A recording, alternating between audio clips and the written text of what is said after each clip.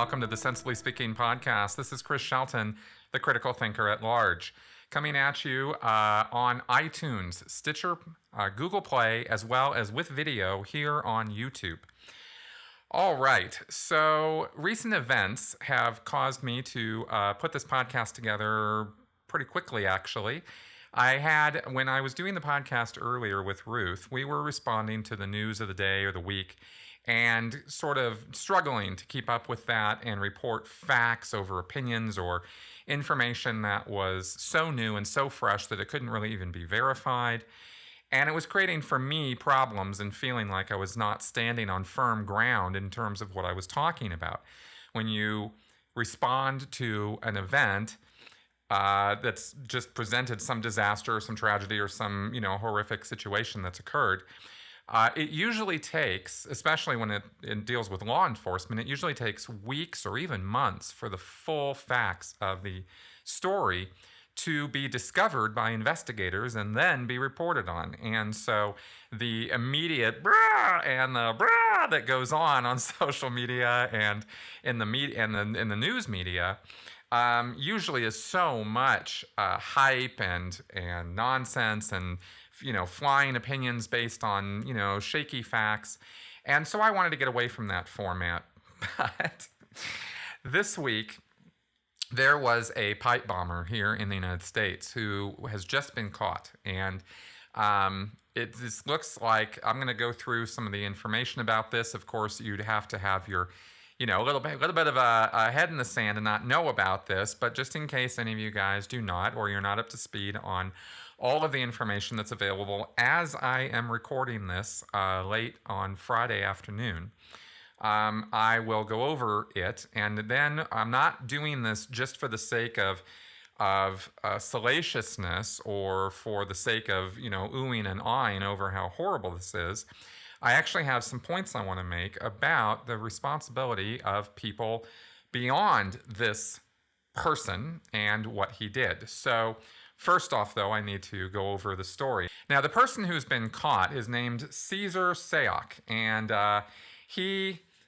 they have his whole name here is Cesar Altieri Sayoc, and he is clearly a Trump supporter. However, that has little to do with the point I'm going to make, but I'm going to use this because he is who he is, this guy Caesar, and he did what he did, and the evidence that we know so far, the physical evidence, pretty clearly indicates that the guy is targeting people on the left, on the Democratic side, exclusively, because of partisan political opinions and ideas that the guy has, in addition to obvious, other problems that this guy experiences, which, like I said, we'll go over here.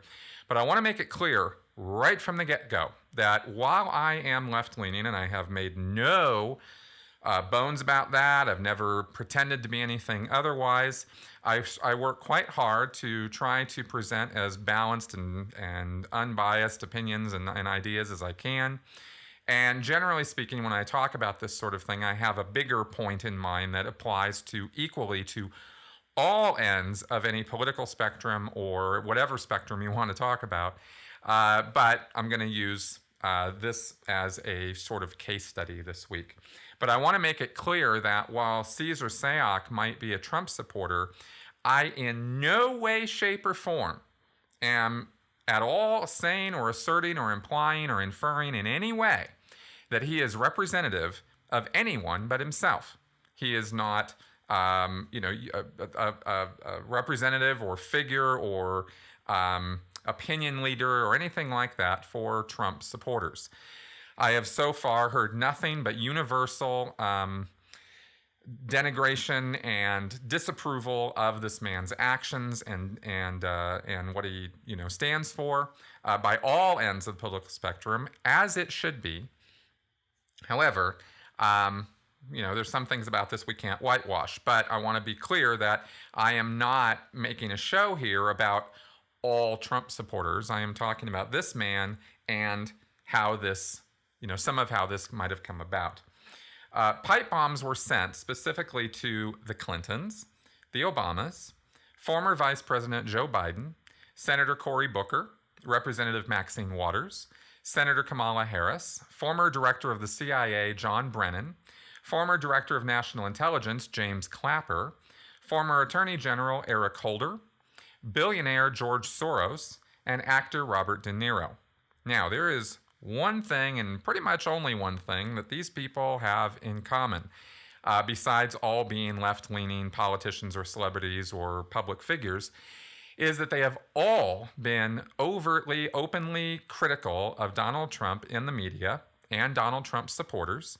And they have made unapologized, just completely blatant and out there criticisms and rants and discussions and talks against Donald Trump and anyone who supports Donald Trump.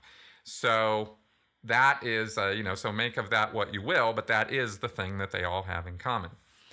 Authorities on Friday, today, arrested Sayoc and identified him as a suspect in the sprawling mail bomb scare that included at least a dozen suspicious packages sent to political and media figures, including many pictured on his white van, which was covered with stickers and posters, all pro-Trump, very much supporting Donald Trump, and very much against anything that was considered against Donald Trump. And there was also some conspiracy-minded stuff on this guy's van. And apparently this guy actually lived in this van. So he has been charged with 5 federal crimes. I'm reading from news from NBC, and I have some lines from CNN later. So he's been charged with 5 federal crimes, including transportation of explosives and threats against former presidents, which is quite interesting. That is an actual crime you can be charged with, is making a threat against a former president. Doesn't come up too often, but in this case it does. It has. And because of these charges, he faces a penalty of 58 years in prison if convicted, potentially, according to Attorney General Jeff Sessions. Sayoc himself is a 56-year-old registered Republican. He lives in Aventura, Florida, near the facility from where many of the packages were mailed. In a criminal complaint, authorities said they lifted one of his fingerprints from the device that he sent to Maxine Waters, and it matched a DNA sample to Sayoc from 2 of the devices. They were able to do that because he's been taken into custody in the past, and they had his DNA and fingerprints on file. He was previously known to law enforcement officials as he'd been arrested nearly a dozen times in Florida, including a 2002 arrest for making a bomb threat. His criminal record in the state extends to the early 90s, starting with his arrest for larceny at the age of 29, according to state records. Other charges of larceny, grand theft, and fraud would soon follow across the southern part of the state. According to Miami-Dade County Jail booking records, Sayoc called Florida Power and Light and threatened to blow up the local electric utility. Sayoc said it would be worse than September 11th, and also threatened something would happen to the Florida Power and Light representative that he was talking to if they cut his electricity.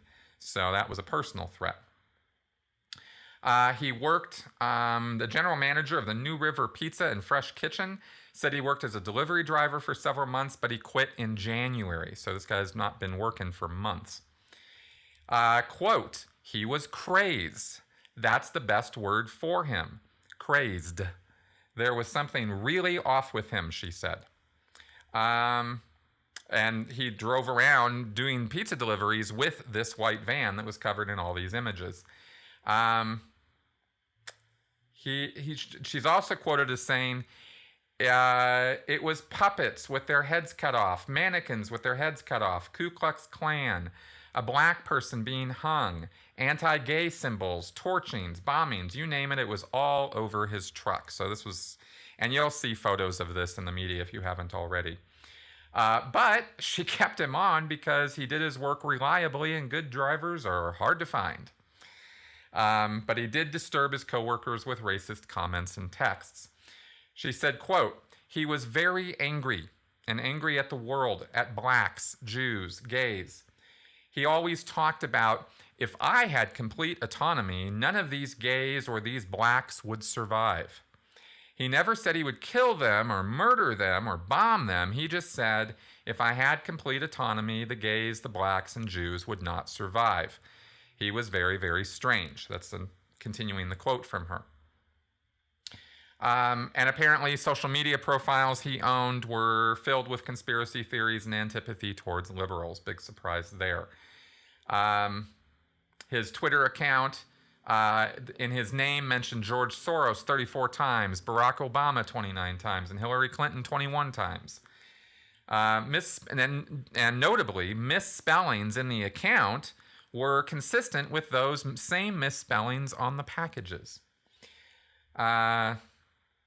He said here, one tweet features a picture of Eric Holder, our former Attorney General, one of the people a pipe bomb was addressed to, and the tweet said, "This man murdered for political reasons and got away with it." Another tweet that he sent out claimed that Parkland shooting survivor David Hogg was a paid protester backed up by George Soros. Okay, so, I have spoken quite a bit on my channel about conspiracy theories and the ridiculousness of believing them, but the other point that needs to be made, and I'm far from the only person who's ever made this point, is that there's a certain amount of mental derangement that occurs in consuming false information and having a completely false worldview of what's actually going on. Now, all of us have this to one degree or another because none of us are on top of all of the facts connected with everything that we're familiar with in the world at large. It would be impossible for our brains to deal with that much information. We're simply not made for it. And so we think with inferences, we condense information. There's all kinds of mechanisms we have, which I've gone over on my show as far as how we filter information and process it. But conspiracy theorists are in a whole nother realm of disassociation from reality. And I haven't particularly commented on it a whole lot because it's a spectrum, and not everybody can be put into a nice little box and called crazy just because they have conspiratorial ideas. Some conspiracies are true. Some conspiracies look ridiculous, and then all the facts come out about them, and it turns out it was absolutely 100% legit. We can look back in history and see things like MK Ultra, CIA thought control program. That was real. That happened. We know about other incidents in the past, like the syphilis experiments that were done on black people in the, I think it was 1930s or 40s, where they were, not being given proper medical care on purpose for syphilis treatments. And that was very definitely a conspiracy that occurred. We have Operation Paperclip, where German scientists were, secretly shuttled out of post-World War II Nazi Germany and brought to America and used for our purposes. So it's not that there's no conspiracies that people engage in, and it's not that we shouldn't apply critical thinking and skepticism to all of these claims. But when you get down to the level, as I have made points about numerous times, when you get down to the level where you believe that 12 men control the world, or the Illuminati has been this multi-century, millennial sort of activity that has been the secret puppet master behind everything that goes on in the world, or that George Soros is behind every single liberal front group, it becomes ludicrous. This becomes a kind of paranoia. And it's really, there are lines that are crossed in that world. And this is why you find me so down on people like Alex Jones, because it's not just a matter of some guy ranting for hours at a time on his stupid show. It's actually creating problems. And we'll go over more of that later in the show here. All right. Now, this guy, Sayok, was also sending out tweets that were without question pro-Trump. For example, he sent out a tweet that said, "Happy birthday, the greatest president ever, Trump, Trump, Trump." All right. So according to a CNN report, Sayok was initially somewhat cooperative after his arrest, telling investigators the pipe bombs wouldn't have hurt anyone and that he didn't want to hurt anyone, according to a law enforcement official, and he's now retained a lawyer and his questioning has ended. And that might well be true, I want to point out, for anybody who doesn't know this, that it is a crime to put together a device that looks like an explosive device and has the parts of an explosive device and send such a device through the mail, even if it doesn't cause any harm, even if you didn't mean for it to blow up. When you do something like that, you are committing a crime and you are going to be prosecuted for it. Now, Attorney General Jeff Sessions said that SAOC faces at least 5 federal counts, as we went over earlier, including interstate transportation of an explosive, illegal mailing of explosives, threats against former presidents and certain other persons, threatening interstate communications, and assaulting current and former federal officers. So Sessions, our Attorney General, stated, and I was actually glad that he said this, quote, "Let this be a lesson to anyone, regardless of their political beliefs, that we will bring the full force of law against anyone who attempts to use threats, intimidation, and outright violence to further any agenda. We will find you, we will prosecute you to the fullest extent of the law." That is a responsible statement from an attorney general and completely appropriate to his job and his position. I wish he and others in government had used such clear-cut language earlier. We're going to be treated to days more media coverage about this, who this guy was. The social media is already alive with the back and the forth about the political arguments, and the various camps are fighting with each other. And there was, even up until today, there was nonsense about this being some false flag operation on the part of the Democrats. And I just have to say, it really saddens me that the term false flag operation has been so overused in the conspiracy camps that this is a term you don't even have to define to people anymore. That's pretty pathetic, because the number of false flag operations that actually occur in the world, well, when they're successful, you're never going to know they were false flag operations. But the number of claims made about false flag operations versus the actual number of them, there is quite a disparity there. Now, I want to be clear, again, because I want to be clear about all kinds of things here, that every one of us are responsible for our own actions. In the end, this guy is the one who put these things together, went and got bubble mailers, typed out addresses and put them on them, taped it all together, and sent them off. That is 1,000% on him. Or allegedly on him, I guess I should say. And yet, I want to look at something here. Is that really where the buck stops? Should we think that? Should we consider, well, the only blame that can be spread around here is on the person himself? Now, if you're in a frame of mind where you are, let's say, a Donald Trump supporter, then it's going to be very easy for you to go, yes, absolutely, wash my hands of this. Donald Trump has absolutely nothing to do with any of this at all. None of the things that he ever said or did have any influence on this man in any way to cause him to send out these pipe bombs. I disagree. And the reasoning behind why I disagree has to do with my experience with cults and everything I have ever said on this channel since day one.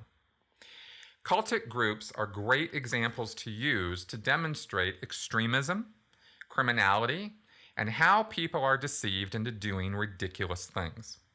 But those ridiculous things include violent things. Extremism is not just something funny to laugh at when people fall for stupid beliefs. Extremism is something we need to pay attention to because, as I've said before, the potential for extremism lies in every single one of us to one degree or another.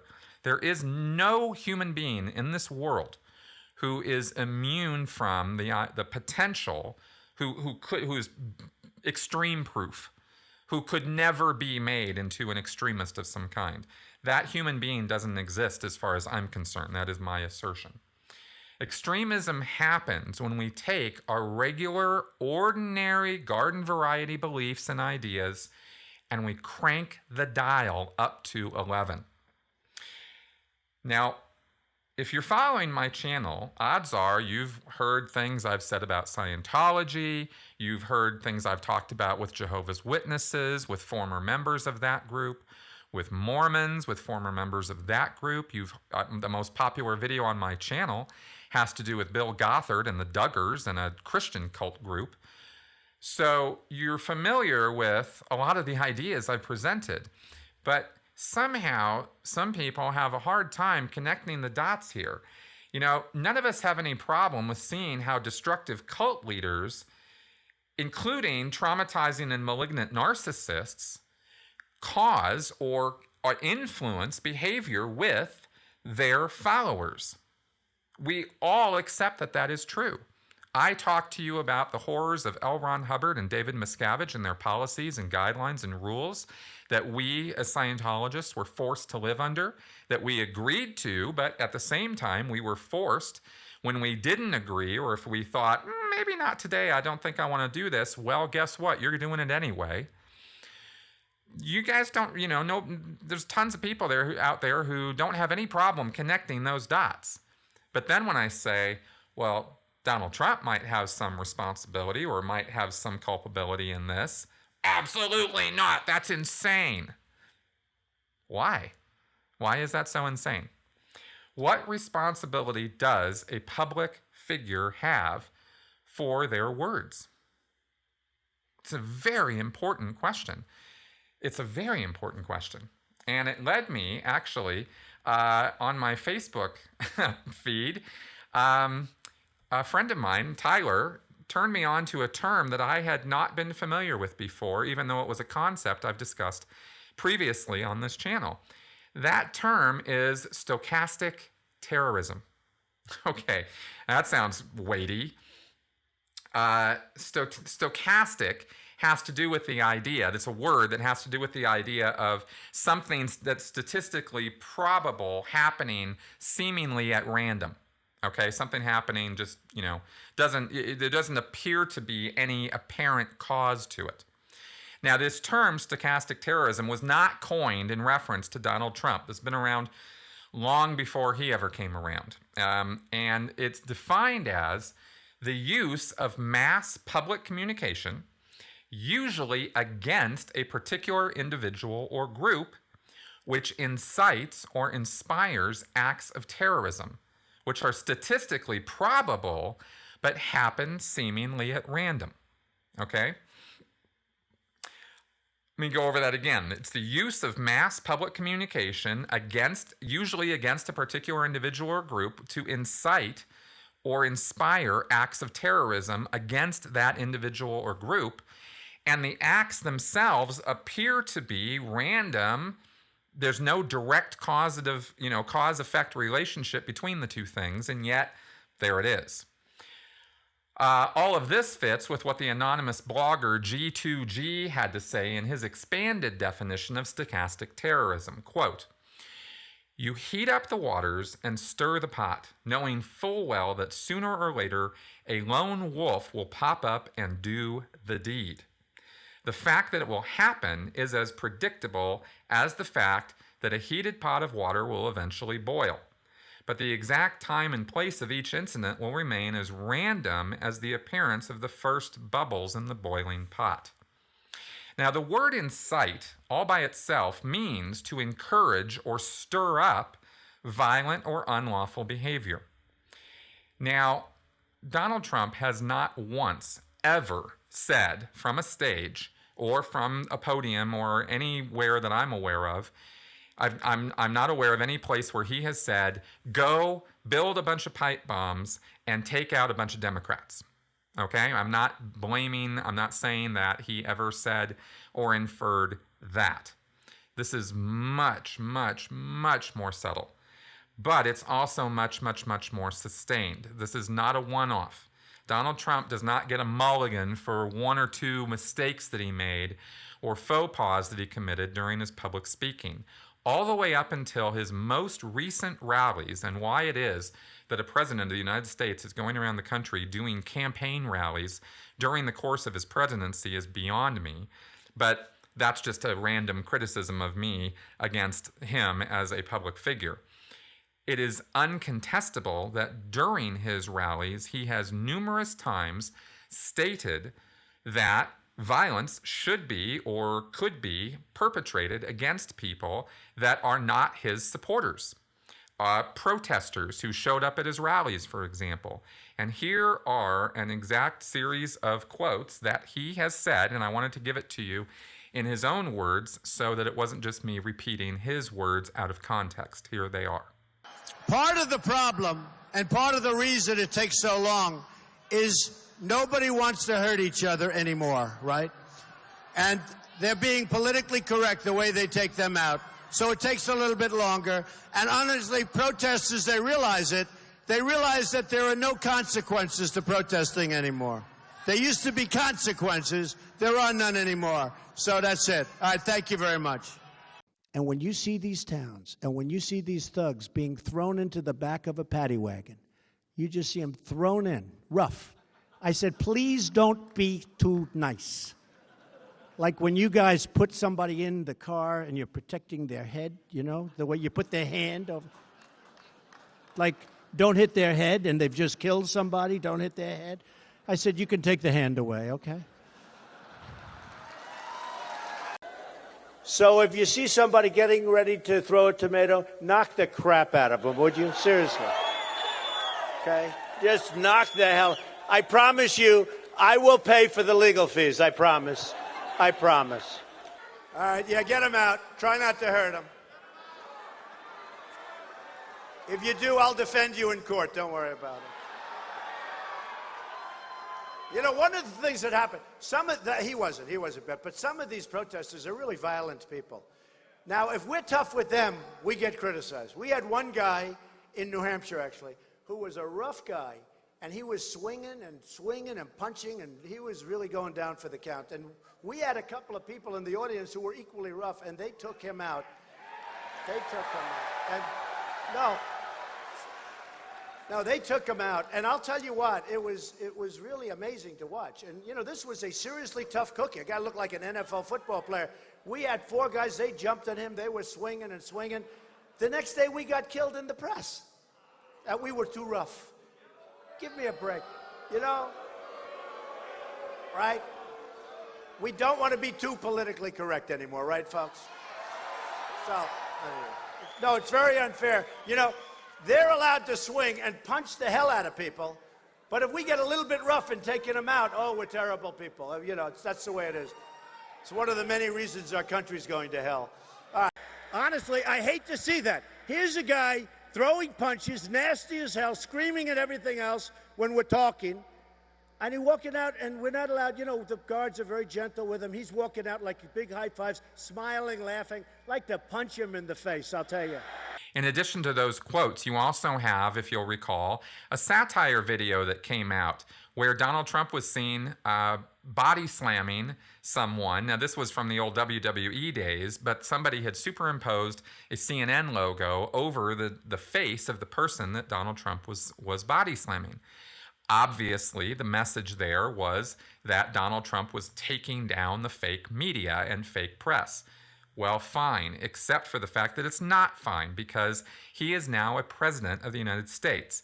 So when that persona is presented doing a body slam of someone, and then Donald Trump retweets it and endorses it, that is a clear-cut statement that violence against people who have something critical to say against Donald Trump is perfectly and totally, completely acceptable to him. And if you can't see that, I'm sorry, but you have a perception problem because millions of people see that. ABC News also reported, this is a quote from 18 October 2018 report, quote, 3 protesters who claim they were roughed up by Trump supporters at a March 1st, 2016 rally in Louisville, Kentucky, have filed a federal suit against Donald Trump, accusing him of inciting violence. His lawyers tried to get the case dismissed by saying his comments are protected by the First Amendment's guarantee of freedom of speech, and that he did not intend for his words to incite violence. But federal judge David Hale rejected that argument in April of 2017 and said there was sufficient evidence that the protesters' injuries were a direct and proximate result of Trump's comments, according to the Associated Press. Trump was allowed to appeal the case, and Judge Hale signed an order to dismiss the claims in September 2018. The latest filing in the case was a petition for a rehearing, which was filed on the appeals docket days after the order to dismiss. So the fact that a federal judge found sufficient cause to see that there was a direct and proximate result of Trump's comments and violence committed against these protesters certainly had me interested. Even though the case was dismissed, I'm still going to note that there was something there. Now, here's the thing, right? And I mentioned this just now, but I'm just going to reiterate this. The fact that I can hear these statements, that literally millions of Americans can hear these things and then unequivocally state that Trump has endorsed and even incited violence through these statements is actually telling. If you're a Trump supporter and you can't hear or see them, then you can at least acknowledge the fact that millions of Americans do hear it, and among some of those might be people who are just looking for a reason to carry out violent impulses on others.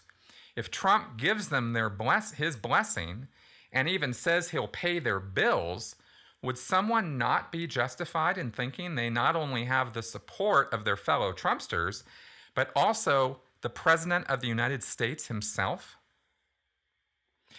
Of course, such people exist, and we've got one in custody, and we're looking at such a person with Caesar Sayoc. Now, regardless of the reason for it, short of an outright riot coming at a speaker, no public speaker should ever be endorsing or inciting violence from a public stage, especially when that stage is being televised or broadcast on radio to millions of people. And those people are not going to get the full context of why the speaker is even saying it.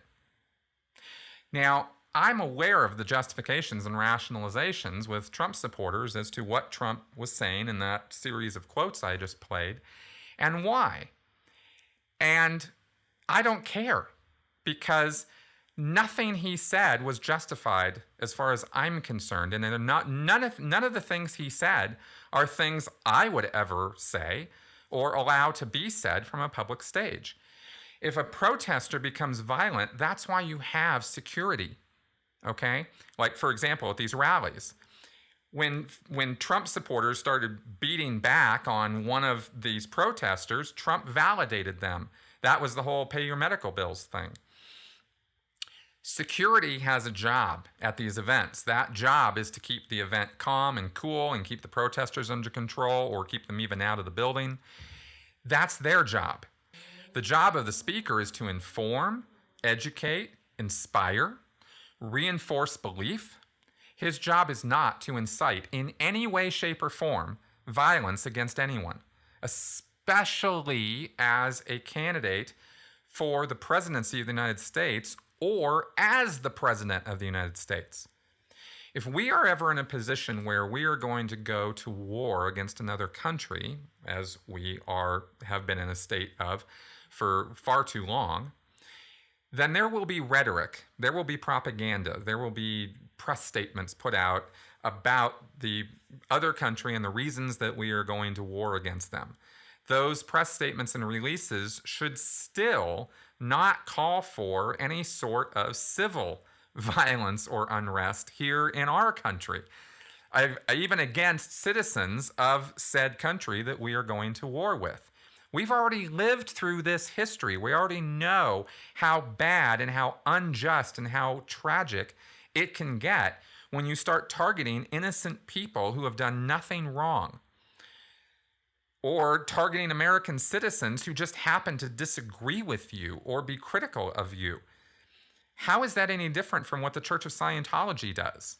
I really don't see the difference, and it actually really is surprising to me that people can become so partisan and so blinded to their own biases that they can't see same situations from one situation to another because they have so much emotional investment in one thing, and so they just can't see the problem where they can see it with something objective and something they're not connected to.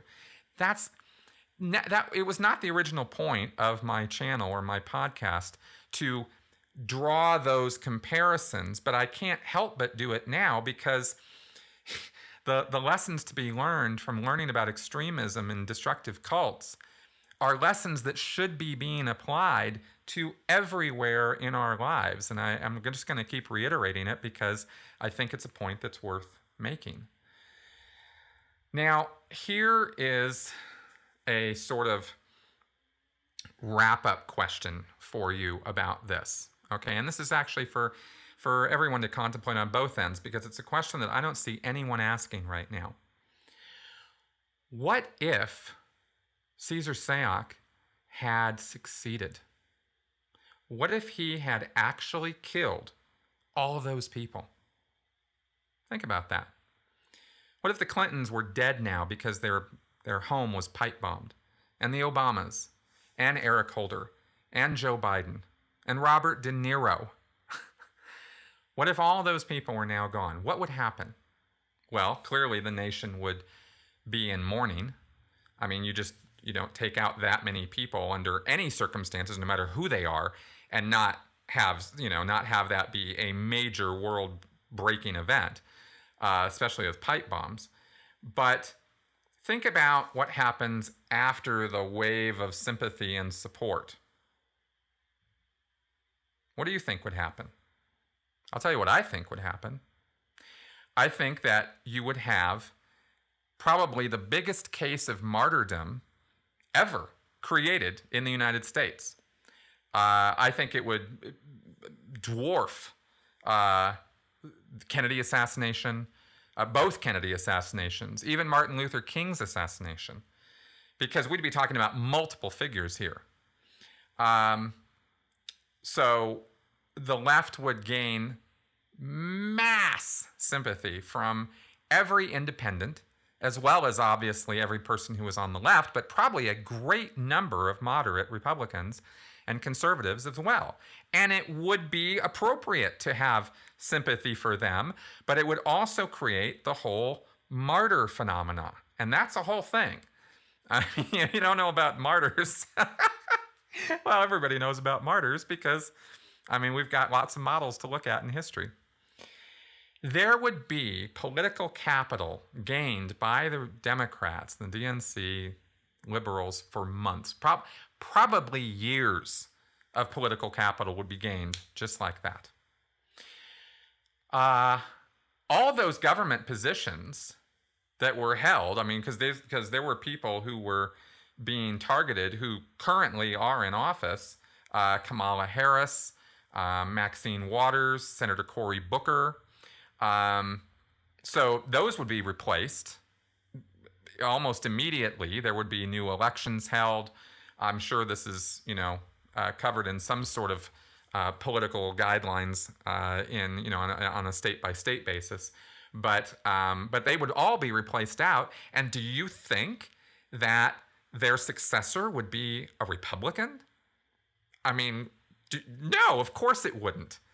It wouldn't. Of course they would be replaced out by another Democrat.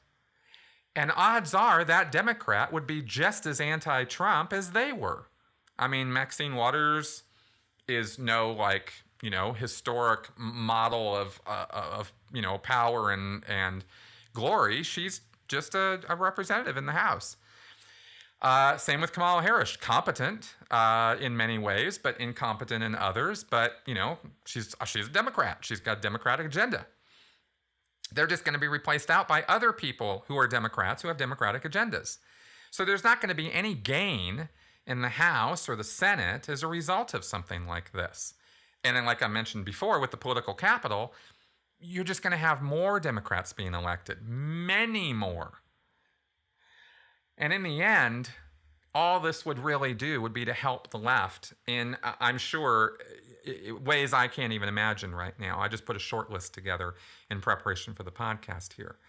So it would be completely, this entire thing, and this is where crazy people like this guy who, whether it was Caesar who carried this out or whoever did it, and whoever carries out similar actions like this in the past, they can't think in sequences very well. I mean, this was just a laundry list of people to blame from Alex Jones and other conspiracy sites. That's all this was. That's where this guy got his targets from. It's obvious. I mean, I don't think I'm making some bold, controversial statement in saying that. So if he had succeeded at this, all that would have happened is that the left, the Democrats, would have been bolstered in ways that they would be stronger than ever. So anyway, pretty stupid, pretty bad strategic thinking on the part of this guy, the alleged guy who carried this out, whose name I don't even like saying, so that's why I'm sort of avoiding it when I keep talking about this guy. But anyway, I think I've made my point there. As a content creator, my words matter, and I try to choose them carefully. I have made it clear a number of times on this channel, in my critical Q&A shows, in the moderation policy that I have posted on my channel, on Facebook comments, on Twitter. I have said over and over again that violence is never, ever an answer, especially for in terms of conflict of ideas. Let's put it that way. I'm fairly pacifistic. I don't believe that violence is a solution to problems, despite what Hollywood movies have shown us all of our life, and despite romantic stories and all the rest. In the real world, it doesn't usually work out so good. When it's necessary, when self-defense is called into play, when aggression is, head on in your face, yeah, you have to respond to it. But to initiate violence as a way to deal with a problem, as far as I'm concerned, is somewhat psychotic. And I use that word advisedly. Now, that being said, I have always taken great care to make that very clear to everybody out there. It would be easy for me, as a former Scientologist and victim of abuse, to want to perpetrate violence on my abusers. There are specific people I could name that I could incite people to want to take out, to want to do something bad to. And I could push that agenda on my channel if I wanted to. But I don't. I do the exact opposite of that, because I feel that my words matter. And I feel that the effect I'm creating on the people who listen to my words matters. And I also, of course, don't want to ever myself end up at the wrong end of a court issue or legal issue because some crazy person goes off on some rant because of something I said. So I've always made it crystal clear that I do not endorse or promote violence in any way against Scientology or against any destructive cult or against anyone. So if it's so easy for me to do that, why is it so hard for Donald Trump to do that? Why is it so hard for certain public figures to not do that, to just say, hey, we should be getting along. We should be a united front. We are a country of individuals with wildly different ideas, but in the end of the day, we're all Americans. We all salute the same flag. We all believe in very, very strong, hardcore principles of what it means to be an American. We believe in truth. We believe in justice. We believe in the American way. It's why we're here. It's what we were raised with. These are strong purposes, strong ideals, and they're worth fighting for. They're worth defending. They are worth honoring. And I feel personally that when public figures, especially the President of the United States, for God's sakes, will not stand up and decry this kind of violence, will not call for and endorse unity over party, I think that's a person who's damaged goods. Just by that alone. And I will call that out 7 days a week, regardless of their political ideas, their policies, what they want to do with the country, what they don't want to do with the country, what they want to do with healthcare or whatever. All of that aside, this for me is not a left or right issue. I would be just as strongly against any Democrats who have ever called for or incited any violence. I'm not down with them either. This isn't a partisan issue for me. I hope I'm making that clear. So I'm not particularly too interested in a whole lot of whataboutism in response to what I'm saying here about Trump, because I'm saying the exact same thing about every single politician who has ever said or suggested or inferred that we should treat them a little rough because they treat us a little rough. Screw that. What kind of moral principle is that? What kind of higher ground is that? What kind of values and ideals is that person presenting and putting forward for our children to learn from? We should have public figures who inspire our children, not bias them in such a way that they grow up to be thugs. So I can't, obviously speak strongly enough against this, and that's why I wanted to make it the point of my podcast this week.